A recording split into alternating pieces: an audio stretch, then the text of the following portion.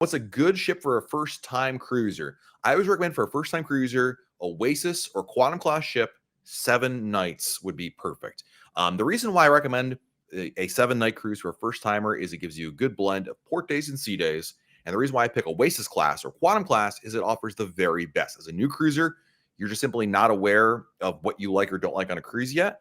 And the nice thing is with the new ships, they offer the latest and greatest. It's Royal Caribbean's best foot forward, and it's going to offer you, I think, the best overall experience for a new cruiser. And from there, you can go expand and try all the ships in the fleet and find one that really appeals to you. But I think for a first timer, it can be a really good option there. What are you most excited about with the new Icon class? I am most excited about what I don't know about it. When it is a new class of cruise ship, we get an opportunity for all sorts of new features and amenities. Like, I love Wonder this is, but Wonder was, the 5th Oasis class cruise ship, right? So it's not so much that it's copy and paste. There's a lot of innovation with that ship, but this is an opportunity to get like all sorts of new things that have never been done before by Royal Caribbean.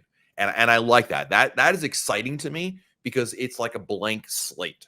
And so it's not going to be the same old, same old. Certainly there'll be some aspects like I showed you, there's a jogging track on there. But we already can see that there's some sort of a family pool on the back of the ship, which is kind of a neat idea because traditionally the back of the ship is not where you find family pools. Heck, you don't usually find family pools except for the upper pool decks. And this appears to be a lower deck. So some interesting options coming our way here. And I'm excited for it. It's Eduardo, I am excited about what I there's like, I don't know what I don't know. Well, I'm excited for what I don't know. And that's a good thing. I'm really, really ready for it. I imagine you've been on a New Year's Eve cruise. I have. Do people get more dressed up? No, not necessarily. When you're on a cruise ship for New Year's Eve, basically it is a floating party. There are different venues offering different kinds of parties. So obviously, depending on the ship, it'll be different options. But, we were on Freedom of the Seas for New Year's Eve in 2019 into 2020. And there was basically the Royal Promenade was like the was like the Times Square New Year's Eve party where they had the balloon drop and they had everybody like kind of squished together. Like that was that kind of a party. But if you wanted, you could go up to the Viking Crown Lounge and they had more of the oomps party. They had a pool party on the pool deck for New Year's Eve. At Boleros, they had more of a live band performing there for New Year's Eve. So you have different venues you can go to and have a different style to it. But if you're asking, like, do people get dressed up specifically for it, or I don't think so. I didn't get that sense. People were like treating it in that regard. But yeah. Can we order more than one appetizer or entree at the main dining room? Yes, you can. Absolutely. You can order as much as you want in the main dining room. Entrees, appetizers, desserts, side dishes. There is no limit. In fact, a lot of people who are first-time cruisers are unaware of this, and they kind of limit themselves. But no, definitely order more than one. It's not so much gluttonous as it is the opportunity to try new foods. Also, I think the serving sizes on a Royal Caribbean cruise ship in the main dining room tend to be smaller on average than I think what you're used to at a restaurant at home. But no, you're absolutely good to go there. Going to CocoCay in December, what should we expect the weather to be? Pretty darn good. The nice thing is hurricane season is over, and depending on when in December, but typically you're out of the summer season. So the threat of thunderstorms is less.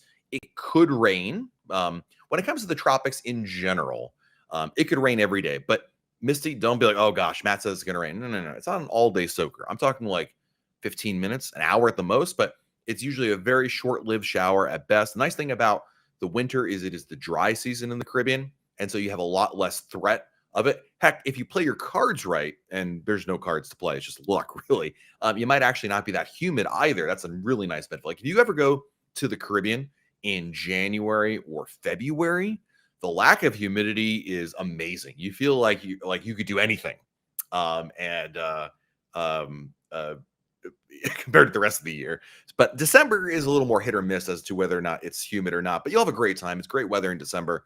I think you'll like it. I mean, there is actually a chance if the cold front comes through, you might be even a little chilly.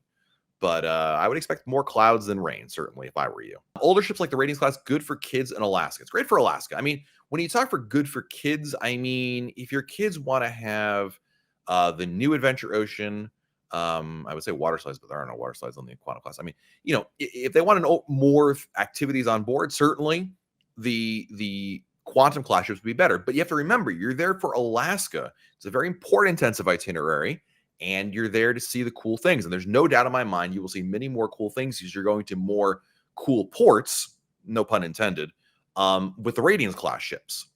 So having just done a cruise, Andrew, with my kids this past summer on Serenade of the Seas, a Radiance Class ship, I don't think it's a problem at all.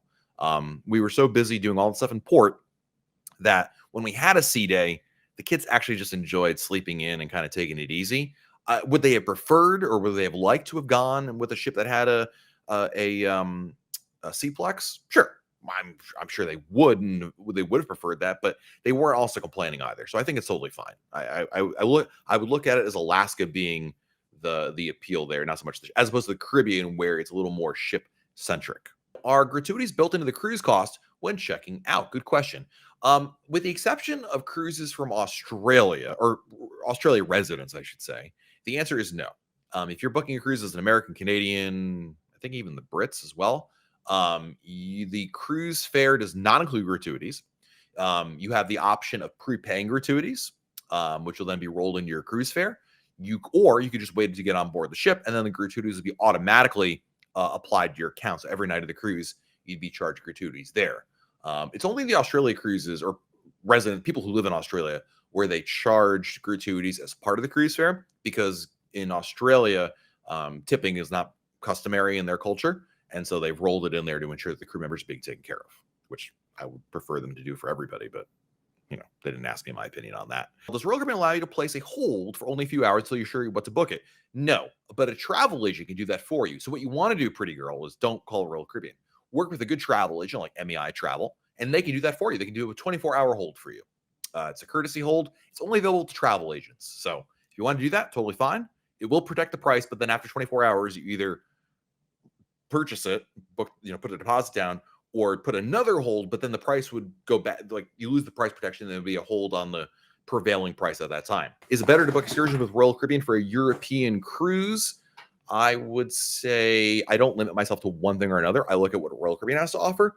I look at what the port has to offer on its own through third-party tours and figure out what's best for you. There are advantages and disadvantages to booking with the cruise line. I think it's a mistake to say I'm only booking through the cruise line or I'm only booking third party.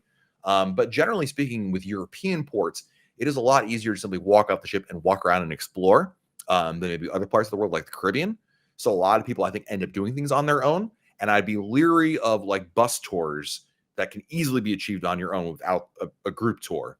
But again, it depends on you and, pricing and which port we're talking about, et cetera, et cetera, et cetera. So waiver sea pass, when should we expect the luggage tax to be available? It's been kind of odd, Sandy. I remember, when you're going 30 days, they should be available soon. I remember on, I think it was Allure. They never had luggage tags. Might have been Marin. No, it wasn't Marin. My wife wasn't there for that one. It was Allure. Why don't Allure the Seas last month? I think Jenna can attest to this. They never gave us luggage tags. It doesn't really matter. You can always show up to the cruise terminal, and the porters can come up with luggage tags off the bat. But essentially, just keep checking back, Sandy. I wish there was a better answer than that, but that's really the best answer. Thank you for your generosity. Appreciate it. How easy to get wheelchair help at the ports? You need to bring, wait, do you mean like you need a wheelchair or you need assistance? If you need a wheelchair, bring your own wheelchair. Royal Caribbean does not provide wheelchairs for you, so bring that for you. You may already know that. In terms of like getting off the ship or like doing things in port, if you want to do things in port, I would book a tour that is handicap accessible. Royal Caribbean will offer a limited amount of these, but you could book those. That'd be your best option. Depending on the port, I mean, really, some ports are much more accessible than others. It really runs the gamut. We could spend hours talking about which one is which, but yeah, hope that makes sense. Have a great rest of your week, everybody. We'll have some more Icon of the Seas news later this week for you to share at royalcaribbeanblog.com. Until then, have a great week, and we'll talk again very soon right here on YouTube. Bye, everybody.